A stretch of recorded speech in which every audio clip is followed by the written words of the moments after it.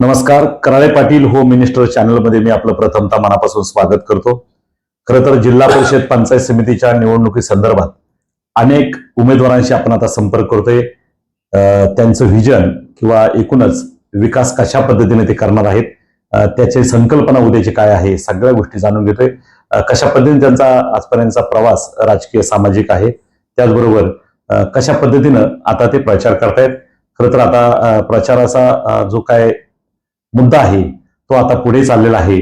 बघूया, चर्चा करूया. अशाच एका बलाढ्य असं नाव असणारं किंवा आपल्या तालुक्याच्या राजकारणामध्ये या गटाची चर्चा राहिलेला असा जो गट आहे तो म्हणजे नाणेकरवाडी महाळुंगे जिल्हा परिषद गट.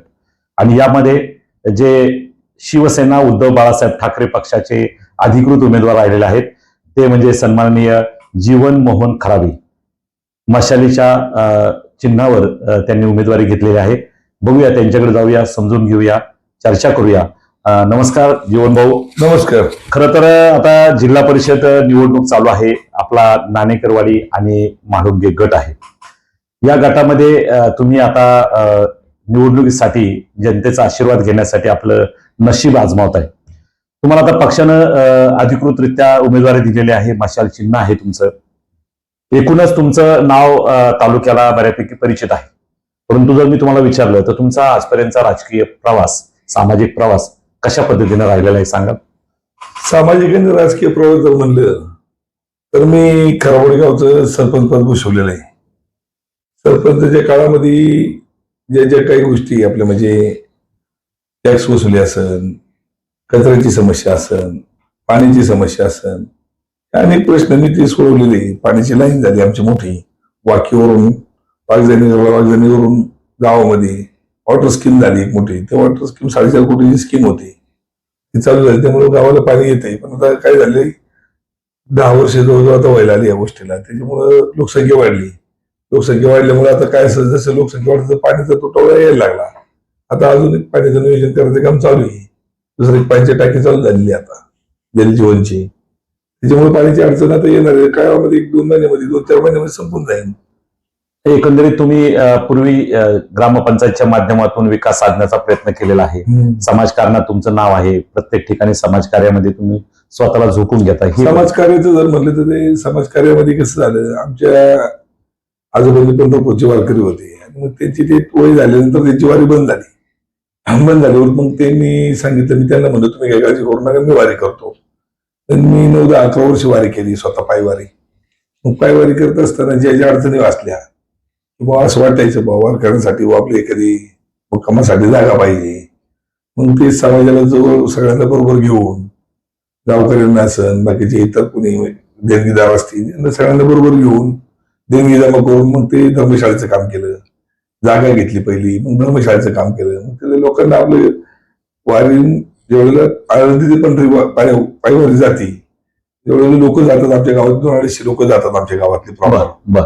त्यांना तिथं राहण्याची व्यवस्था झाली. कारण तिथे मुक्कामाची सोय नव्हती. पंढरपूरमध्ये 2-3 दिवस राहावं लागतं, मुक्कामाची सोय नसायची. मग तिथे गेली होती ते ग्रामस्थांना हाताशी धरून ते झाल्यानंतर सगळ्यांना व्यवस्थित राहण्याची वगैरे सोय होती. आषाढी वारीसाठी तुम्ही पालखी बरोबर पायी वारी करता? हो, 11 वारे केलेत मी पायी. 11 वारे? हो, 11 वेळेला मी पायवारी बरोबर गेलो. म्हणजे थोडक्यात आजोबांपासून ही परंपरा पुढे चालू आहे. त्याच्यानंतर माझे बंधू गेले. आता मला त्यानंतर थोडस शुगरचा त्रास झाला किंवा मुतखड्याचा त्रास व्हायचा मला थोडासा. मग माझ्यानंतर मग आमचे बंधू 2 वर्ष झाले जातात आता. किरण शेठ खराबे आमचे भाऊ. म्हणजे खरं तर घराण्याला राजकीय बरोबर सामाजिक 60 वर्ष वारी केली आजोबांनी. तुम्हाला संप्रदायाचा तरी वारसा लाभला. 60 वर्ष आजोबांनी वारी केली. पायी जायचं पण आणि यायचं पण.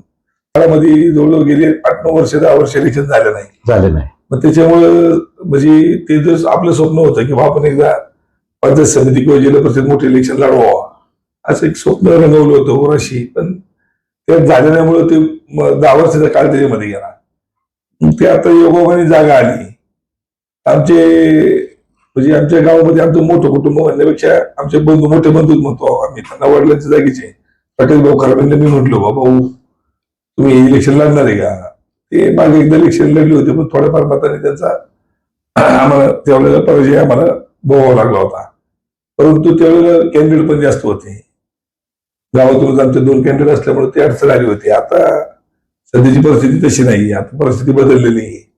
तर मी भाऊला विचारलो, भाऊ म्हणले काय नाही, तुझी तयारी तू कर, मी काय लढणार नाही. मग ते मी सुरुवात केली, तयारीला लागलो की मला वाटलं की माझ्याकडे पेला राहावं म्हणून असं. मग आता इलेक्शन जे तुम्ही तयारी दर्शवली किंवा गावाने तुम्हाला साथ पाठिंबा दिला, 100% गावचा पाठिंबा तुम्हाला असणार आहे? हा, 100% गावचा पाठिंबा मला आहे, 100%. क्या एक म्हणजे माझ्या अभ्यासाप्रमाणे एक सुद्धा माणूस जरी कोणाला वाटत असेल की हा तिकडे जाईल तो तिकडे जाईल, कुणीही इकडे तिकडे काय होणार नाही. 100% लोक माझ्या बरोबर, आमच्या गावामस्त माता भगिनी सर्व माझ्या बरोबर राहणार. आता आपल्या जिल्हा परिषद गटामध्ये एकूण गावं किती? आता आपल्या नाणेकवडी माळुंगे गटामध्ये 11 गाव आहे. 11 गावांपैकी 3 गावांमध्ये नाणेकवडीचा जिल्हा पंचायत समिती गण आहे. गण आहे. त्याच्यामध्ये नाणेकवडी, खराबोडी, बेरजोडीचा एक गण तयार झाला. आणि इकडं राहिलेले 7 गाव, राहिलेली 8 गावांमध्ये 8 गाव. माळुंगे असन, सावरदरी असन, शिंदे असन, वासुली असन, खालोमरी असन, येलवाडी असन, सांगोर्डी असन, कानेवाडी असन, अशा ह्या 8 गावांचा एक पंचायत समिती गण झाला. आता या दोन्ही गावांमध्ये तुम्ही प्रचार दौरा पूर्ण केलाय आतापर्यंत? हो, माझा या 10-12 दिवसापूर्वी पहिला एक माझा स्वतःचा राऊंड झाला. महिलांची तशी आमच्या प्रचार यंत्रणेचे तसे 2-2 राऊंड झाले, पण माझा स्वतः उमेदवार म्हणून एक माझा राऊंड पूर्ण झालेला आहे आणि दुसऱ्या राऊंडला मी सुरुवात केलेली आहे. कशा पद्धतीनं तुम्ही जनतेशी संपर्क साधता प्रचार दौऱ्यामध्ये? जनतेशी संपर्क, प्रत्येक कुटुंबात जायचं, प्रत्येक कुटुंबामध्ये जिल्हा म्हणजे थोर मोठ्यांचे आशीर्वाद घ्यायचे, मग ते आपल्याला ओवाळणार, मग त्यांच्याशी संवाद साधायचा, तोंडगोड करणार, साखर देणार, चहा देणार, कुणी मिठाई देणार, जे जे काय घरात अवेलेबल असेल. कुणाच्या फ्रीजमध्ये पेढे असतात, कुणाच्या याच्यामध्ये साखर आहे, खडी साखर आहे, म्हणजे असं अनेक प्रकारे आमचं तोंडगोड करून बळबळ कौतुक करतात. असं खरं तर मधल्या काळात प्रचार दरम्यान आम्ही काही गोष्टी ऐकल्यात, पाहिल्यात, वेगवेगळे व्हिडिओ पाहायला मिळाले की तुम्ही पाणी रे पाणी, तुम्हाला तेरा रंग कैसा जिसमें मिलाय वैसा, तुम्ही ज्या क्षेत्रात जाता किंवा ज्या घरात जाता त्यांच्यासारखं होता, ज्या भागात जाता त्या भागासारखे बनता. जिथे कुठं एखाद्या हॉटेलमध्ये परवा पाहिला आम्ही, तुम्ही भजीच का काय वडेपाव तळत होते. म्हणजे सगळं तुम्हाला असं एवढं जनतेचं लगेच समरस कशा पद्धतीने होता? तुम्ही कसं असतं, चांगलं वागायला हे पूर्वीपासून वागावं लागतं. एक दिवस चांगलं वागून जमत नाही. तुम्ही बघा, आपला तालुका असू द्या किंवा तालुक्या बाहेर असू द्या, तुम्ही कुठेही चौकशी करा, आपलं वागणं, बोलणं, चालणं, समाजाशी जी नाळ जोडली किंवा लोकांशी जे संबंध आहेत, एकदा आहे ना, म्हणजे एकदा आपण कोणाच्या प्रेमात पडलो तर ते आपल्याला कधी विसरू शकत नाही. तर त्यांना आपल्या स्वभावाची पूर्ण खात्री होती ना, की बाबा हा माणूस कसा आहे, त्याची पूर्ण हिस्ट्री पाहिली जाते की बाबा खरंच हा माणूस चांगला आहे, याने कुणाला फसवलंय का, याने कुणाला लुबाडलंय का. आणि जर मी कुणाला फसवलं असेल, लुबाडलं असेल, तर त्याला समोर आणावा. मला तर नाही वाटत की बाबा मी अशी कधी कोणाची फसवणूक केली किंवा चुकीचं वागलो किंवा कुणाचं काही लुबाडलं, अजिबात आपल्या होत नाही. मी उलट गोरगरिबांचं माझ्या बरोबर जे काम करणारे होते, मी थोडक्यात माझा कन्स्ट्रक्शन व्यवसाय आहे, त्याच्यामध्ये मिस्त्री असतील, जेसीबी ड्रायव्हर असतील, अनेकांना जेसीबी घेऊन दिली, अनेकांना म्हणजे बोल तू मशीन घे आणि माझ्याकडेच काम कर, कारण कारागीर चांगला आहे, त्याच्या कलेला वाव दिला. हे जे 20,000 रुपये महिन्याने काम करत होते दुसऱ्याकडे समजा, त्याला स्वतःचं मशीन घेऊन दिलं, पण ते आता आपल्याकडे त्यांना हे उपलब्ध झालं ना, 2 पैसे मिळायला लागले. असंच मिस्त्री लोकांच्या बाबतीत पण आहे, जे प्लास्टर करून 800-900 रुपये रोजाने जे काम करत होते रोजंदारीवर, त्यांना ठेकेदार बनवलं. आज त्याच्याकडे 30-40 लोक काम करतात, मग ते आपली कामं करतात ना सगळे. आणि कॉन्क्रीटवाला पण असं समजा खालचं कॉन्क्रीटचं काम करणार. एकदा तर मला वाटतं 2010 साली एक कॉन्टॅक्ट म्हणजे कॉन्क्रीट करणार तो माल ओढायचा, भिगारी माल, आपण त्याला म्हणतो कॉन्क्रीटचा माल नाही का तयार करतो आपण, बरोबर, डेपो टाकून, तर तो कॉन्क्रीटचे काम करायचा, तो माल ओढायला होता. म्हणजे कॉन्क्रीट करताना जो रस्त्यावर कॉन्क्रीट करतो ते एकदम असं टाकतो आणि ते माल ओढायला होता. तो मला सहज मला, तो हिंदू होता, कर्नाटकचा आहे, तो मला म्हणला साहब मेरे को मशीन लेके देते की आप ठेकेदार बनता है, मतलब कितना पैसा लगेगा, मतलब 1.5 लाख रुपये लगेगा. लगे त्याला 1.5 लाख रुपये दिले, मशीन आणले, त्याने 2 पूजा केली, तो ठेकेदार झाला. आज त्याच्याकडे 20-25 माणसं काम करते, रोडची किती मोठं काम असो, गोडाऊनची कामं असो, कॉन्क्रीटची, फ्लोरिंगची, एकदम चांगले उत्कृष्ट पद्धतीने करतात ती कामं. म्हणजे अशी अनेक माणसं तयार केली आणि त्याच्यामुळे गोरगरिबांचा आशीर्वाद मला लागल्यामुळं, आणि नातेवाईकांमध्ये पण असं काही नाही, कुठलाही नातेवाईक येऊ, कुणी येऊ, त्याला आपल्या जी आता शक्तीची मदत करते ती आपण करतोच. म्हणजे आतापर्यंत तुम्ही नेहमीच समाजामध्ये मदतीचा हात पुढे केला. खरं तर असं ऐकलंय किंवा कागदोपत्री असे की 100हून अधिक कोटीची तुमची प्रॉपर्टी किंवा एकूणच उत्पन्नाचा सोर्स आहे. एवढा पैशावाला माणूस किंवा एवढा आकाश तो, तर असा माणूस एका बाजूला जमिनीवर असतो आणि आकाश एवढी उत्तुंग भरारी तुमच्या व्यवसायाने मारले. हे सगळं असताना तुम्ही जमिनीवर राहता. हा गुणधर्म तुमच्यामध्ये कसा आला? कसं असतं माहिती का, हवेमध्ये जर गेला माणूस, हवेत माणूस गेला ना तो लगेच खाली येतो. त्याच्यामुळे हवेत जायचं नाही कधी. हा माझा स्वभाव पहिल्यापासून. हवेत जायचं नाही, कायम जमिनीवर राहायचं. जमिनीवर राहायचं. हवेत जर गेला तर तो खाली येणार ना. लोकांना वर न्यायचं बी कळते, खाली आणायचं बी कळते. त्याच्यामुळे आपण हवेत जायचं नसतं. पहिला मुद्दा आहे. दुसरा मुद्दा काय आहे की हे जे आपण काम करतो, समाजाच्या जेवढं काहीतरी आपण करतो काम, तर आपलं माझ्या मनात एक कल्पना काय आहे की बा आपण व्यवसायामध्ये 100% पुढे जातो. आपण सगळ्या गोष्टीत आपण भरारी घेतो. मग आपण समाजकारणामध्ये जर आपण आलो, जिल्हा परिषद लढलो, तर आपण समाजाची सेवा नक्की या माध्यमातून चांगल्या प्रकारे करू शकतो. त्याच्यामुळे मला हे समाजकारणामध्ये यावंसं वाटलं. म्हणून तुम्ही इच्छुक झाला हो, आणि इच्छुक आता झालो. जिल्हा परिषदला इच्छुक आहेत. पण मला सांगा, आता दरम्यानच्या काळात लोकांच्या गाठीभेटी घेताना, प्रचार करताना तुम्हाला थोडंफार समस्याची जाणीव झाली असेल की या भागामध्ये ही समस्या आहे, ती उद्या आपल्याला सोडावं लागलं. असं काय जाणवलंय आणि ते उद्याच्या काळात आपल्याला सोडावं लागेल? आता प्रत्येक ठिकाणी फिरताना वेगवेगळे अनुभव आहे. आता कसं नाणेकोडीमध्ये फिरलो, नाणेकोडीमध्ये वेगळा अनुभव आला, बरोबर. किंवा खरवडीमध्ये वेगळा आले. काही ठिकाणी रस्ते अपूर्ण आहेत, ते केले पाहिजे. पण ते त्यावेळेला आम्हाला ग्रामपंचायतला काय करता नाही आले की भावकीची वाद असल्यामुळे तिथे आम्हाला ते रस्ते करता नाही आले. आणि इकडे ह्या बाजू म्हणजे पाण्याची टंचाई. आता लोकसंख्या वाढल्यामुळे पाणी तुम्हाला मगाशी म्हटल्याप्रमाणे 100% कमी आहे. कचऱ्याची अडचणी. आता कचऱ्याचं काय होतं, ऍक्च्युली एवढी मोठी एमआयडीसी आज सरकारने किंवा गव्हर्नमेंटने टाकली, त्यावेळेला तिथे आपण समजा साधं एक घर बांधलं, ती टॉयलेटची व्यवस्था करतो. बरोबर. आज एवढी मोठी एमआयडीसी केली तर कुठेतरी कचऱ्यासाठी त्यांनी 1 एकर जागा आरक्षित ठेवायला पाहिजे होती. पहिला टप्पा झाला, दुसरा टप्पा झाला, तिसरा टप्पा झाला, चौथा टप्पा झाला, असे 4 टप्पे 5 टप्पे झाले. परंतु कुठेही अशी आरक्षित जागा कचऱ्यासाठी, कचरा व्यवस्थापनासाठी ठेवलेली नाही.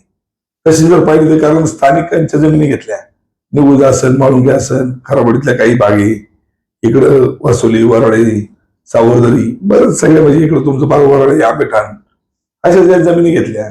तर मग मला काय माहिती, माझं समजा हा याच्यासाठी जर कुठेतरी 10 किंवा 20 एकर कचरा प्लॅनसाठी आरक्षित जागा ठेवली असती, तर सगळ्या गावचा कचरा तिथे विघटन होऊन तिथे प्रक्रिया करून कचरा व्यवस्थापन होण्याची गरज होती. 100% गरज आहे. त्या पद्धतीने झाली नाही ना. ज्या पद्धतीनं वाढती लोकसंख्या किंवा नाही तसं नाही. माझं दावाच आहे की जर आपण PMRD मध्ये जातो, ज्यावेळेला सँक्शन देतो, त्यावेळेला काय माहिती, ओपन स्पेस एमिनिटी सोडा. बरोबर. तर तुम्ही प्लॅन धारकांना सांगताय, कधी रेसिडेन्शियल स्कीम होती तिथे ओपन स्पेस एमिनिटी सोडा. मग मला काय माहिती, एमआयडीसीने हा का नेम लागू नये एमआयडीसीला, किंवा तुम्ही ओपन स्पेस एमिनिटी त्याच्यामध्ये कुठेतरी कचऱ्याचा प्लॅन करायला पाहिजे. की आता उद्या समजा कंपनीचे कॅन्टीन आहे, त्यांचा कचरा कुठे टाकतात. बरोबर. कॅन्टीनचा कचरा कुठे जातो सांगा. आज गेली पण माझ्या हिशोबाने 20 वर्ष एमआयडीसी असेल. बरोबर. 20 वर्ष एमआयडीसी कचरा गेला पुढं. बरोबर. कॅन्टीनचे जे आज वर्कर लोकांचे कॅन्टीन, समजा आपण कॅन्टीनचं जे काही कचरा निघतो किंवा कंपनीला कचरा निघतो, हा जातो पुढं.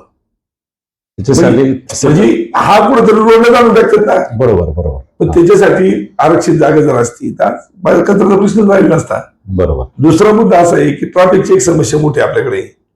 ही ट्रॅफिक मला सांगा तुम्ही, आपल्या समजा भारतामध्ये 1 नंबरला महाराष्ट्र राज्य समजा उत्पन्नाच्या बाबतीत, आणि ते काय आहे, कंपन्यांमुळे. बरोबर. गव्हर्नमेंटला किती महसूल जातो, जीएसटी जाते. बरोबर. आता समजा एखादा माणूस गोडाऊन मध्ये असेल, 18% त्याची जीएसटी जाते. परत त्याला जे भाडे येते त्या भाड्याला परत 18% जीएसटी लागते. मग जर सरकारला जर एवढं उत्पन्न जातं तर इकडे थोडं लक्ष द्यायलाच पाहिजे ना. आज तिकडे महामार्ग नको, समजा तिकडे बी आमचं दुमत नाही की तिकडे करू नका म्हणून, तर तिकडे जेवढे तुम्ही मोठमोठे रस्ते 6-6 पदरी, आता तो समृद्धी महामार्ग झालेला आहे तिकडं, आणि 1, 2, 3 वेळा 4 वेळा आमचा समृद्धी महामार्ग जाण्याचा योग आला. पण आता तिकडे पण झालं, ठीक आहे, काय हरकत नाही. नागपूर मुंबई जोडलेले, वाहतूक सुलभ होती, माणसाला लवकर पोहोचता येते. तुमचा आता मुंबईचा इकडं पुणे मुंबईचा एक्सप्रेस झालेला आहे. तसं चाकणच्या एमआयडीसी मध्ये एखादा असा मोठा ठोस रस्ता व्हायला पाहिजे होता, जेणेकरून एमआयडीसी ताण कमी होईल. हे गरजेचं आहे ना. ट्रॅफिक चार्ज 4-4 तास माणूस त्याच्यामध्ये अडकतोय, काय माणसं आंदोलनं झाली तो मागे बऱ्याच वेळेला. बरेच म्हणजे लोकांनी बरेच ठिकाणी हे करून हे करण्याचा प्रयत्न केला म्हणजे बरोबर. ट्रॅफिकच्या समस्या सोडवा पण ते त्याच्याकडे ठोस पावलं उचलत नाही कुणी. म्हणजे आता मंजूर झालाय, आता होईन, उद्या होईन, आता गेली 25 वर्ष आपण ऐकतोय. पण कमीत कमी माझं काय मत आहे की बाबा साईड पट्ट्या कमीत कमी अशा थोडशा हे करून त्यांनी आता मध्ये अतिक्रमण बरीच हटवली जाकंदळ रस्त्याची. पण त्या तालुक्यामध्ये लगेच थोड्या साईड पट्ट्या कामं सुरू व्हायला पाहिजे. नका बाकीचं काय आमचं म्हणणे काय की बाबा साईड पट्ट्या तर थोड्या रुंद करून कमीत कमी माणूस जाऊ शकतो. आता हे इतके ट्रॅफिक जाम होते की भयानक परिस्थिती आहे सगळीकडे. पुढे जातो मी म्हणून गरज आहे की आपल्याकडे रस्त्यांची गरज आहे. पाठीमागच्या काळामध्ये जी मंजुरी कामं किंवा मंजूर झाले, जो काय आपला उड्डाण पुलाचा संदर्भ होता डायरेक्ट तळेगावपासून शिक्रापूरपर्यंत, मग हे सगळं म्हणजे त्याच्यावर काय प्रोसेस? नाही आता त्याची प्रोसेस वरिष्ठ नेत्यांनाच माहिती असणार आहे. आपणच त्याची चौकशी करू. परंतु माझं एक मत काय आहे की बाबा चला नाही काय तर कमीत कमी चौकाने तरी होम गार्ड आहे ना. समजा पोलीस प्रशासन नसेल समजा त्यांना हे होत, पण कमीत कमी होमगार्ड तरी 2-2-4-4 दिले पाहिजे. म्हणजे शिस्तीत लोक कमीत कमी निदान चौकात काय होतं, समजा आपण चाकरून निघलो की थोडं पुढे आलं की त्या ह्याच्या पुढं प्लाझाच्या पुढे आली की रोड जातो निघूच्याकडे जुना रोड आहे, त्या रोड पैसे येणार त्याचं परत जाम होतं. त्याच्या रोड पुढे आले की 6 सिटी पैसे परत जाम होतं. त्याच्या पुढे आले की अहमदनगरचे पैसे परत तिथं असंही होतं. म्हणजे माझं म्हणणे काय की कंटिन्यू कमीत कमी सकाळी 7 ते संध्याकाळी 9 वाजेपर्यंत कमीत कमी होमगार्डची व्यवस्था असावा. एकूणच तुम्हाला असं म्हणायचंय की उद्याच्या काळात लवकरात लवकर हा जो काय महामार्गाचा प्रश्न आहे किंवा रस्त्याचा प्रश्न आहे तो शासनाने मार्गी लावायला पाहिजे. आणि त्याकरता एक स्थानिक नेतृत्व आदरणीय आमदार साहेब असेल, तुम्ही स्थानिकला उद्याच्या काळात जिल्हा परिषद झाल्यानंतर सर्वांना बरोबर घेऊन जाऊन पाठपुरावा करून तो प्रश्न तुम्हाला आमदार साहेबांकडनं वरिष्ठ नेत्यांना सांगून आपण ते मार्गी लावण्याचा प्रयत्न असणार. आता त्याला पाठपुरावाच करावा लागेल ना. पाठपुरावा केल्याशिवाय नाही. आता ते काम कसं आहे वरिष्ठ नेत्यांचं काम आहे. परंतु आमच्यासारख्या सर्वसाधारण जनतेला ज्यावेळेला आपण समाजात जातो त्यावेळेला ते प्रत्येक जण तोच विषय मांडतो ना की बाबा आणि प्रत्येक जण वरिष्ठ नेत्यापर्यंत पोहोचू शकत नाही. बरोबर आहे. त्यांच्या पैसे घेऊन जाणार कुणीतरी गारा मांडणार पाहिजे. स्थानिक स्वराज्य संस्थेत किंवा जे काय तालुका लेवलला जिल्हा लेवलला काम करत तिथेच लोक संपर्क आणि ते तुम्हाला उद्या पाठपुरावा करायचा. 100%. आता एक वेगळ्या प्रश्नाकडे आपण जाऊया. खरं तर आता या मतदारसंघातल्या समस्या आहेत त्या उद्या तुम्हाला सोडवायच्या. मध्ये पाणी, रस्ते, लाईट ह्या सगळ्या मूलभूत सुविधा तर असतातच. आता रस्त्याचे, ट्रॉफिकचं, कचरा व्यवस्थापन सगळं मांडलं. पण खऱ्या अर्थानं या मतदारसंघामध्ये अशी चर्चा आहे की दोनही तुल्यबळ उमेदवार एकमेकाच्या विरोधात आहेत सगळ्या अंगाने. मग वारकरी संप्रदायाचं असल्यामुळे आपलं हात जोडून काम आहे. आता सगळ्या समाजाला माहिती, मी काही सांगायची गरज नाही कारण सगळं मीडियावरती आता येतच आहे. इतके म्हणजे पूर्वी लोक बघा एक पेपर पाहायची किंवा पूर्वी फोन नव्हते, पत्र यायची, त्या पत्राची वाट बघायची, मग ते पत्र वाचायची. आता सोशल मीडियाच्या माध्यमातून सोशल मीडिया असं फाटचं झालेलं आहे की लगेच माहित पडतं काय चाललंय. म्हणजे एक अगदी 5 मिनिटाच्या आत सगळीकडं पाहिजे ते सगळं हे मिळते पाहायला. म्हणजे इतकं फास्ट झालेलं आहे. त्याच्यामुळं आपलं जो तुम्ही आता बोलले की तुमची हे जे तुल्यबळ आहे हे तुल्यबळ मी स्वतः आव्हान वगैरे आव्हान नाही, मी कुणाची तुलना म्हणजे मी कोण कुणाच्या तुल्यात बसतोय, तुल्यबळात बसतोय मी हे कधी बघत नाही. आपण एकच डोक्यात ठेवतो की आपल्याला बाबा रामकृष्ण हरी काम करायचे आपल्याला. म्हणजे बाकीच्या भानगडी आपण जे म्हणतो की थोडक्यात कसं असतं की आपण काय केलं पाहिजे, समोरचा काय करतोय याची आपल्याला काय घेणं नाही. आपल्याला जे वाटतं योग्य आपण धर्माच्या मार्गावर चालायचं एवढं डोक्यात चालायचं. ते काय करतं आपल्याला बाकीचं भानगडीत पडून जमणारच नाही. कारण काय होतं आपलं कामच नाही. म्हणजे निवडणुकीमध्ये एक आपलं व्हिजन किंवा आपण काय करणार आहोत हे जनतेपुढे न्यायचं काम आपण करायचं. पुढच्या उमेदवारांनी काय करेल ते त्याच्या जवळ. हे बघा ते त्यांच्यापर्यंत उभे राहिले, त्यांच्यापर्यंत ते मतं मागतायत, त्यांच्यापर्यंत त्यांचं काम चालू आहे. शेवटी जनता ठरवत असते. बरोबर, जनता ठरवते. जनता एकमेकांचं पाहत असते की कोण कसं काय कसं. त्यामुळे आपण कुणाबद्दल काय बोलणं याच्यापेक्षा जनता ठरवणार उद्याच्या काळामध्ये कुणाला निवडून द्यायचं, कोण कसं आहे काय हे समाजाला सगळं कळते. ते आपण काही सांगून कुणाच्या बाबतीत काहीच म्हणणं बोलणं योग्य नाही. कारण शेवटी बघा तुमच्या बाबतीत मी काय वाईट बोललो, चुकीचं बोलणं, शेवटी त्याचं पाप आपल्यालाच आहे. बरोबर. मग कशासाठी पाप कर्म चुकीचं वागायचं किंवा काय करायचं ते त्याच्या पैसे. शेवटी जो जसा कर्म करेल तसं त्याला पोहावं लागतंय. तुम्ही काय मी काय. बरोबर. कर्मातून तुम्हाला माहिती का, कर्मामधून देवाला सुट्टी भेटली नाही, देवाला सुद्धा. त्याच्यामुळे आपलं काय आपण तर माणसं आहे. बरोबर. आता खरं तर तुम्ही बोलताय याबद्दलच आपण एक त्याला जोडून थोडासा प्रश्न मला विचारावा वाटतोय की आता निवडणुकीमध्ये ज्यावेळेस उमेदवारी अर्ज, छाननी, माघारी जी प्रक्रिया चालू होती त्यावेळेस तुमच्या थोडक्यात उमेदवारी अर्जावर ऑब्जेक्शन घेतलं गेलं की काय गायरानातलं काय प्रकरण, तुमची जागा, जमीन काय वगैरे या सगळ्या गोष्टी झाल्या. ते नेमके काय प्रकरण आहे आता सध्या त्याचं निवडणुकीमध्ये काय पडतं उमटेल का? माझ्या फॉर्मवरती समोरच्या जो कोणी होतं त्यांनी ऑब्जेक्शन घेतलं, परंतु ऑब्जेक्शन जर घेतलं तर त्याची सत्यता काय हे पडताळणी नीट करून पाहिली पाहिजे. काय ते काहीतरी कुणावरती आरोप करायचा आणि त्या आरोपाचं भांडवल करायचं, त्यांनी काही होत नाही.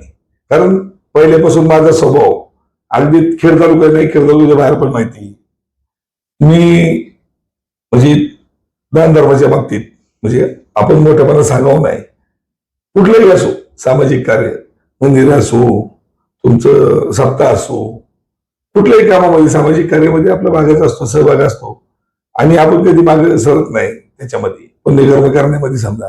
त्यामुळे हे जे आपले माझ्यावर काय आरोप ठेवले, सरकारी जागेवर अतिक्रमण अमकं तमकं जे काय आरोप ठेवले, हे आता न्यायपरिष्ठ बाब आहे. ते शेवटी मला न्याय देतो विश्वास, त्यामुळे ते ठरवतील ना काय ते सत्यता पाहून. एकूणच निवडणुकीमध्ये निवडणूक निर्णय अधिकाऱ्याने तुमचा उमेदवारी अर्ज वैध ठरवल्यामुळं तो निवडणुकीमध्ये तसं त्याची अडचण उभं राहण्यासाठी किंवा निवडून येण्यासाठी वाटत नाही काय असेल म्हणून? नाही, मला तिथे निवडणूक निर्णय अधिकाऱ्यांनी सगळी कागदपत्र तपासली, त्यांना जे योग्य वाटलं त्यांनी तिथे तो निर्णय दिला. त्याच्यानंतर मग समोरच्यांचं त्याच्यावर समाधान नाही झालं, ते पुढे हायकोर्टात गेले. हायकोर्टात पुढची तारीख पडलेली 15 दिवस पुढची, त्यामुळे इलेक्शन प्रक्रियेला मला काय अडचण मला नाही वाटत, म्हणजे अशी काही मला अडचण आहे किंवा काही. कारण आपण सरळ मार्गे परिस्थिती, वस्तुस्थिती काय हे पाहूनच आता शेवटी काय कोणी काही चुकीचं कराय किंवा कोण काय करायला आता जी आज सोडली तो जे होती इथं लगेच कॅमेरा आहे पुढं की बाबा हे असं आहे ते तसे. त्याच्यामुळे चुकीचं तरी अधिकारी कशाला हे करते, जे अधिकारी वस्तुस्थिती तेच हे करणार ना. अगदी बरोबर. खरं तर तुम्ही बोलताना असं बोलले की जनता जनार्दन हे सगळं पाहत असते. हो. आता तो निकाल म्हणजे निवडणूक निर्णय अधिकाऱ्यांनी जो दिला त्याच्यावर काय अपिलात गेले असतील, कोर्टात काय होईल नाही होईल तो नंतरचा विषय आहे. पण आता खरा निकाल निवडणुकीमध्ये लागणार आहे, तो म्हणजे जनतेच्या न्यायालयातला निकाल. तर त्याबद्दल काय वाटतं तुम्हाला? तुमच्या पक्षाची ताकद कशा पद्धतीने राहील? कसे पत्रकार उमेदवार जे 2 पंचायत समितीचे तुमच्या बरोबर नाहीत, ते मशालीच्या चिन्हावर, तुम्ही मशाली चिन्हावर, एकत्रित तुम्हाला काय वाटतंय की तुम्हाला विजयाची खात्री आहे तुमच्या तिन्ही उमेदवारांची? पत्रकार साहेब कसं तुम्हाला सांगू, आम्ही थोडक्यात म्हणजे माझ्या भाषेत उत्तर देतो मी. आता बैलगाडा क्षेत्र आहे समजा, बैलगाडा क्षेत्र मध्ये प्रत्येक गाडा मालक आपली बैल घाटात घेऊन जातो की त्याला वाटतं असं आज माझा पहिला नंबर आहे समजून चला. तो त्या अपेक्षेने तो 4 बैल व्यवस्थितरित्या तो ज्यावेळेला घाटात आणतो, जुंपत असतो आणि मग ती बैल ते ज्यावेळेला ती बैल सोडली जातात आणि त्यावेळेला ते घड्याळ लागतं. मग ते घड्याळ लागलं की जोपर्यंत निशाण पडत नाही तोपर्यंत ते घड्याळ चालू असतं.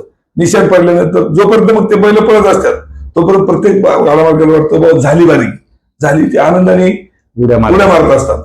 परंतु ज्या वेळेला निशाण पडतं, घटका दाबलेला जातो घड्याळाचा, त्यावेळेला ते पाहिलं जातं की बाबा किती शक्यता आपला गाडा आला. मग त्यावेळेला काही काही गाडामार्गाची बारी बा थोडक्यावरून 10 मिली 20 मिली ते 2 नंबरमध्ये जाती, घसरली जाती. मग त्यावेळेला त्या मार्गाला तसं आम्ही सुद्धा उत्साही, मला वाटतं मी 100% माझं काम होणार आहे असं ते प्रत्येक उमेदवाराला किंवा प्रत्येकाला वाटत असतं. परंतु लोकशाहीचा तुम्ही 3रा स्तंभ आहे, तुम्ही 3रा डोळा आहे, तुम्हाला माहित असतं समाजामध्ये काय चालले, तुम्हाला लोक खरी प्रख्यात देत असतात. मग हे तुम्हाला माहित असेल की मतदारसंघातली परिस्थिती काय आहे. मी सांगण्यापेक्षा माझ्या तोंडाने मी माझा मोठेपणा सांगण्यापेक्षा तुम्हाला मतदारसंघामध्ये तुम्ही माहिती घेतलं तुम्हाला समजेल ना. खरं तर ती वेळ काळ तर तो फिक्स आहे, त्या दिवशी निकालामध्ये आपल्याला कळेल, पण कदाचित त्याच्या अगोदर पण वातावरण कळत असतं. अजून रणधुमाळी चालू झाली, अजून 4 दिवस प्रचाराचे राहिले, 4-10-5-7 दिवस आहेत, तर त्या काळात आपल्याला ते समजेल. परंतु मला सांगा, सन्माननीय तालुक्याचे आमदार आदरणीय बाबाजी शेठ काळे, शिवसेना पक्ष, जीवन भाऊने सांगितलं की मला एवढंच लक्ष माझं आहे, लक्ष एकच की मला फक्त विजय पाहायचा आहे किंवा विजय दिसतोय. त्याचबरोबर आता एक मला तुम्हाला विचारायला आवडेल की एकूण तुमची चर्चा किंवा गप्पा गोष्टी आपण करताना आता शेवटाकडे जातोय मुलाखतीच्या.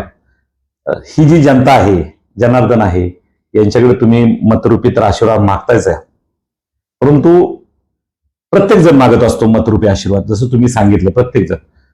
परंतु तुम्हालाच लोकांनी निवडून का द्यावं किंवा जनतेने तुम्हाला निवडून का द्यावं या प्रश्नात काय सांगाल? नाही, मला जनतेने काय निवडून द्यावं हा जर आपला प्रश्न असेल तर म्हणजे अहंकार म्हणून नाही सांगत. कसं असतं, मी पण आलं की अहंकार आला. हा, बरोबर. एक वेगळ्या भाषेतून सांगतो की एक चांगला उद्योजक म्हणून लोक माझ्याकडे पाहतात. चांगला उद्योजक म्हणजे एक चांगला माणूस, चांगला उद्योजक. हा जर चांगला उद्योजक होऊ शकतो तर हा चांगला म्हणजे कामं पण करू शकतो. नाही, चांगलं काम म्हणण्यापेक्षा आपण तुम्ही म्हणजे आपण काय म्हणतो राजकीय क्षेत्रामधली चांगला राजकारणी किंवा चांगला पुढारी किंवा चांगलं काम करू शकतो हा राजकारणामध्ये. म्हणून लोकांना वाटलं की बाबा मला सुचवलं बाकीच्यांनी, तुम्ही जिल्हा परिषद लढवा. आमच्या गावातले सगळे जे काही मातब्बर आहेत किंवा पुढारी आहेत ते म्हणले बाबा तू काय हरकत नाही लढायला, तुला 100% तुला येशील, कारण तुझा स्वभाव चांगला आहे, तुझं म्हणजे आपण दातृत्व चांगले हे चांगले आहे. मी सगळ्याच बाबतीत तुम्ही मदत करण्याची, प्रत्येकाला तू मदत करणार, कुणाचं काय अडचण असते तर तू सोडवणार, त्याच्यामुळे तुला चांगला भाव भेटल. आणि बघा ना तुम्ही आता गावाची जी एकी तुम्ही बघा, आमचे स्टेटस बिटस बघा तुम्ही, गाव सगळे एकवटले. प्रत्येक कुटुंबातले आता मला सांगा तुम्ही, प्रत्येक कुटुंबातले 2-2, 4-4 माणसं स्वतः बाहेर निघल्यात. म्हणजे महिला भगिनी असतील, पुरुष असतील, वयोवृद्ध माणसं असतील, तरुण सहकारी असतील, सर्व बाहेर निघले. म्हणजे माझ्या ज्ञानाप्रमाणे आता मी म्हणजे सांगतात लोक बरं का, मी काय कुणा हे करत नाही, पण की काहींना माणसं घ्यावं लागतात. म्हणजे उमेदवारांना प्रचारासाठी यंत्रणा घेऊन पडते. डायरेक्टच बोलायचं रोजावर घ्यावं लागतं. हा नाही, रोज आपण कसं म्हणू आता इलेक्शन मदत घ्यावं लागते यंत्रणेची. पण मला सदैवाने तशी वेळ माझी आली नाही.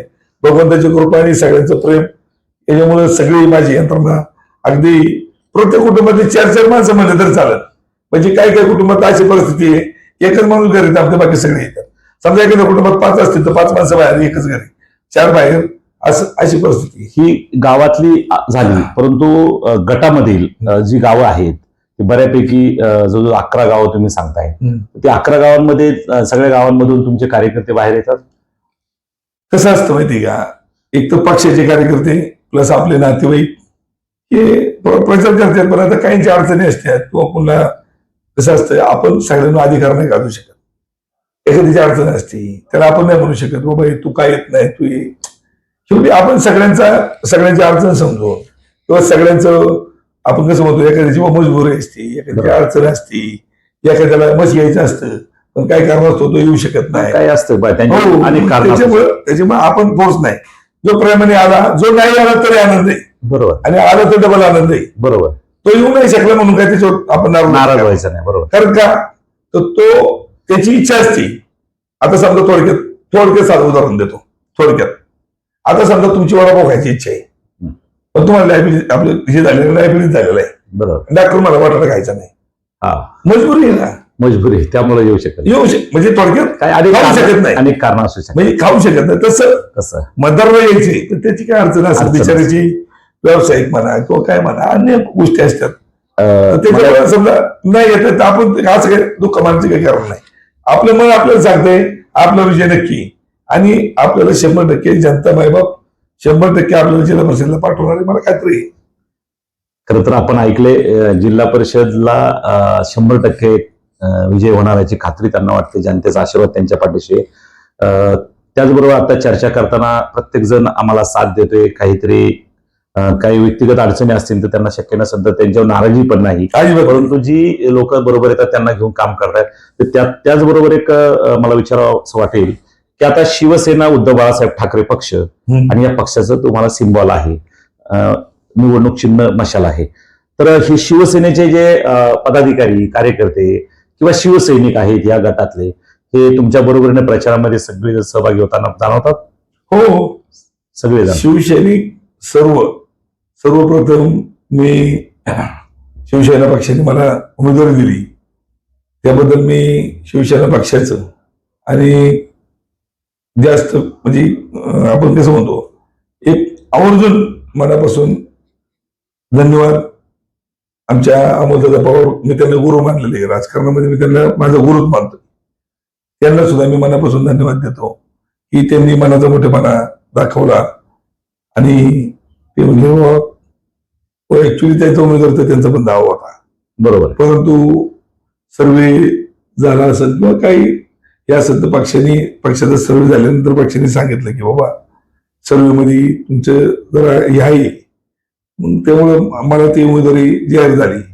अमोलदादांनी थोडस त्यांना बी त्याच्या मनाला वाईट वाटलं, परंतु एक सच्चा आपण ज्याला म्हणतो जे पोटात ते होतात, एक निर्मळ मनाचा माणूस मी माझ्या आयुष्यात पाहिला आणि त्यांनी त्यांचा काय मनातला राग रुसवा असेल तो बाजूला ठेवून डायरेक्ट मला स्पष्ट सांगितलं. म्हणले जीवनशेठ काळजी करू नका, तुम्ही मनात काही संकोच आणू नका, पक्षाने उमेदवारी तुम्हाला दिली, 100% मी पक्षाचं काम करणार आहे, तुमचं काम करणार आहे, काही काळजी करू नका. आज स्पष्ट बोलणारा माणूस माझ्या आयुष्यात मी पहिल्यांदा पाहिला.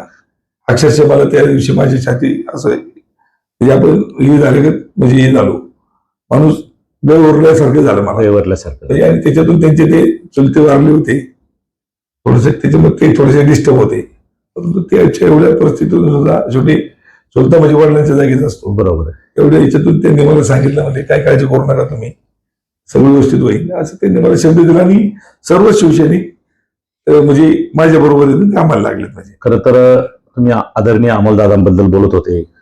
पाठीमागच्या वेळेस ते या तालुक्याचे उपसभापती राहिले, त्याचबरोबर आता विधानसभेला इच्छुक होते, आता जिल्हा परिषदेला देखील इच्छुक होते.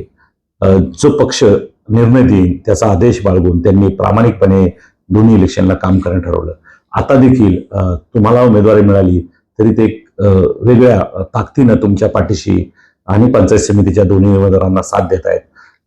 खऱ्या अर्थानं तुम्ही तुमची भावना देखील व्यक्त केली की आदरणीय अमोलदादा सारखा माणूस राजकारणात मी पहिल्यांदा असा पाहिला. निश्चित अशी जर ताकदीचे शिवसेनेमध्ये कार्यकर्त्यांनी एकजुटीने काम केलं तर निश्चित तालुक्याचे सन्माननीय जे आमदार आहेत आदरणीय बाबाजी शेटकाळे, त्याचबरोबर एकूणच शिवसेना पक्ष आपल्या तालुक्यामध्ये एक नंबरला मशालीच्या चिन्हासमोरचं बटन दाबून निवडून येईन असं तुम्हाला खात्री वाटते? 100% खात्री वाटते. म्हणजे काय, आता ज्या वेळेला सचिन भाऊंपर्यंत तो विषय गेला, सचिन भाऊ अय्यर माननीय आमदार सचिन भाऊ अय्यर त्यांनी सुद्धा म्हणजे त्यांनी सर्व ज्या वेळेला त्यांच्याकडे आला तर त्यांनी पाहिल्यानंतर त्यांनी मला विचारले 4-2 प्रश्न, जसे तुम्ही विचारताय असे, तर ते त्यांना पण मी ते उत्तर व्यवस्थित दिली. तर सर्व शिवसैनिक, सर्व पदाधिकारी, तालुका प्रमुख असतील, जिल्हाध्यक्ष असतील, आमदार साहेब असतील, सर्वच पदाधिकाऱ्यांनी मला स्वीकारलं.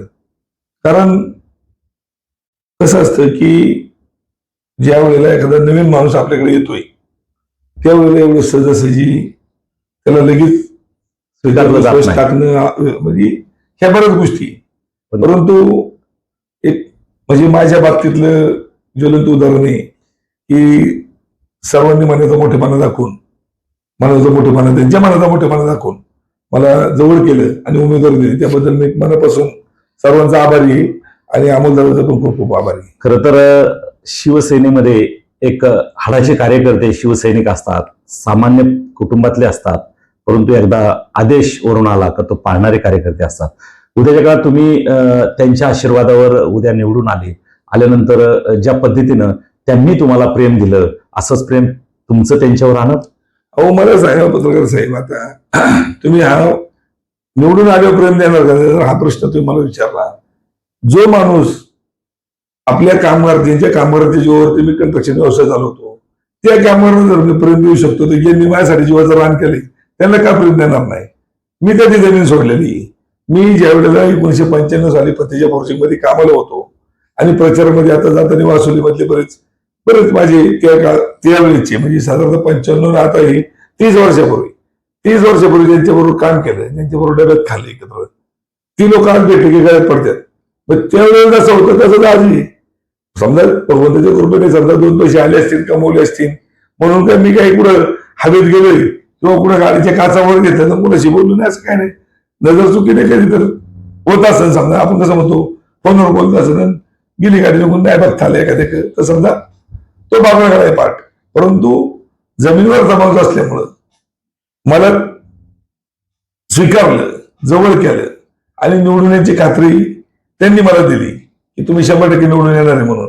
आणि मलाही प्रचारात करताना मला वाटतं ना आता जेवढं जातो आपण स्वागत करतात हार घालतात ते होते तेवढं असं वाटतं निवडून झालोय आपण आताच वाटते तेवढा उत्साह त्यांच्या मला मनात सांगा ना प्रत्येक घरोघरी जाणार रांगोळ्या करतात, स्वागत करतात, फुलं टाकीतात, शाल घालतात, नारळ देतात, हारावा हार म्हणजे असं वाटतं ना आता निवडून आले आपण. तो आनंद असतो ना, आतून फिलिंग लागते ना, मन म्हणतं ना. तेवढं प्रेम तुम्ही त्यांचं म्हणजे थोडक्यात मिळवलंय. प्रेम पहिल्यापासूनच आहे ना, मिळवायचे का असं काय दुकानातली काय साखर आहे का तेव्हा पहिलंच तुमचं प्रेम. नाही प्रेम मिळवायला ते काय प्रेम आज बाजारात मिळतं का किंवा चल 2 किलो प्रेम दे, नाही ना, 3 किलो प्रेम दे, 5 किलो प्रेम दे, किलो नाही ना प्रेम. हे प्रेम व्हावं लागतं, तयार व्हावं लागतं पहिल्यापासून. ते तुमचं आहे तर ते काय पहिल्यापासून असल्यामुळे प्रेम आपोआप झालेलं आहे पहिल्यापासून निर्माण. त्यामुळे लोक बरं ज्याच्यावर प्रेम म्हणून ते रांगोळी काढतात, त्याच्यावरती हार घालतात, एवढे लोक बाहेर घराबाहेर निघतात. आज जर एका घरातली 2-2, 4-4 माणसं घरच्या बाहेर निघतात हे आपोआप निघतात का? प्रेम म्हणूनच ना, आपुलकी जीवन आहे म्हणून राहतात. आणि 100% सांगतो मी त्यांच्या प्रेमाच्या जीवावर त्यांच्या माझ्या आगाव काटा आला, तुम्हाला खोटं बोलत नाही, आगाव काटा आहे का? आला काटा बाबा मग आगाव काटा येतोय की त्यांच्या प्रेमाची ताकदीवर मी निवडून येणार आहे, 100% येणार आहे. ही मायबाप जनता प्रेम करणारी सगळी जीवाभावाची माणसं 100% मला निवडून आणणार आहे. खरं तर राजकारणात अनेक आपण माणसं पाहिली, वाचली, अनुभवली, परंतु एक माणसातला माणूस खऱ्या अर्थाने एक आगळा वेगळा माणूस, जी भूमिका त्यांच्या मनामध्ये आहे, जे व्हिजन त्यांच्या मनामध्ये आहे ते मांडताना एक स्वभाव त्यांचा एक दिलखुलास राहिला आहे. अगदी दिलखुलास चर्चा करताना जनतेबरोबरच त्यांचं एक तुम्ही आता बोलले दिलखुलास. तुम्हाला सांगू का माणसाचे ना जे पोटात आहे ना तेच वाटत आपला स्वभाव आहे, जे पोटात आहे ना ते वाटत पाहिजे, नाही तर पोटात एक आणि वाटत एक तसलं नाही. कारण काय होतं माहिती का, एक लाभरी केली तर आयुष्यभर त्याच्यावर लाभरचा डाग पडतो असं असतं ते. त्याच्यामुळे माणसाने कधी पण वागतं समज जे आहे ते स्पष्टता पाहिजे. मग ते माणूस म्हणतो ना हा माणूस सरळ माणूस आहे, खरा माणूस आहे, असा विषय असतो. आणि तुम्हाला पटणार नाही साहेब, एक सांगितलं राहून गेलं माझ्याकडून. ज्या वेळेला मी प्रचार केला, घरोघरी गेलो, तुम्हाला पटलं का मला किती शाली भेटल्या माहिती का तुम्हाला? किती शाल आणि शिरपळ मला जवळजवळ 850च्या पुढं म्हणजे 864-65 शाली असतील. दिग लागलाय शालींचा. मला एवढ्या शाली लोकांनी त्यातल्या 11 गावात मधल्या प्रत्येक कुटुंबामध्ये जेवढं जातो त्यावेळेला मग ज्याच्या गावात नारळ असेल तर नारळ देतात, त्याच्याकडे शाल शिरपास देतात, त्याच्याकडे नसेल त्याला कळलं की तो दुकानातून घेऊन यायचा. अशा तुम्हाला पटणार नाही इतकं म्हणजे हे झालं. खरं तर जीवन भाऊ, तुमच्याशी आम्ही चर्चा केली, सगळ्या गोष्टी दिलखुलासपणे आम्ही चर्चा तुमची ऐकली. एक वेगळं व्यक्तिमत्व तुमचं आहे. आता जातात आपल्या वेळ कमी आहे, खरं तर भरपूर अशी आपली चर्चा पुढे आलेलीच आहे. पण जाता जनतेला काय आवाहन करणार की जनतेने तुम्हाला उद्याच्या काळात सेवा करण्याची संधी द्यावी, कशा पद्धतीने तुम्ही विनंती करणार जनतेपुढे? जनतेला मायबाप जनतेला मी एकच विनंती करतो, चिन्ह मशाल आणि माझ्या पंचायत समिती गणामध्ये सुद्धा 2 महिला आहेत, त्यांचंही चिन्ह मशाल आहे. सर्वांनी आम्हाला मशालीच्या चिन्हासमोरील बटन दाबून प्रचंड बहुमताने विजय करावं हीच मी मायबाप जनतेला विनंती करेन. रामकृष्ण हरी. रामकृष्ण. खरं तर या ठिकाणी आदरणीय जीवन भाऊंनी आपला सर्वांना विनंती केलेली आहे, उद्याच्या काळात सेवा करण्याची मला संधी द्यावी. निश्चित जीवन भाऊ, तुम्हाला तुमच्या राजकीय वाटचालीला आमच्या कराळे पाटील चॅनलच्या वतीनं मनापासून शुभेच्छा देतो. भरघोस मताधिक्यानं तुम्ही 3ही उमेदवार निवडून येऊ अशा या ठिकाणी शुभेच्छा व्यक्त करतो. आणि जनतेला आवाहन करेल की असे प्रत्येक ठिकाणी नवनवीन व्हिडिओ आपण जनतेसमोर आणण्याचा प्रयत्न करतोय. कराळे पाटील होम मिनिस्टर या चॅनलला आपण सबस्क्राईब करा. निश्चित नवीन नवीन व्हिडिओ पाहण्यासाठी आपण सहकार्य करा. धन्यवाद. रामकृष्ण हरी. रामकृष्ण हरी. रामकृष्ण हरी.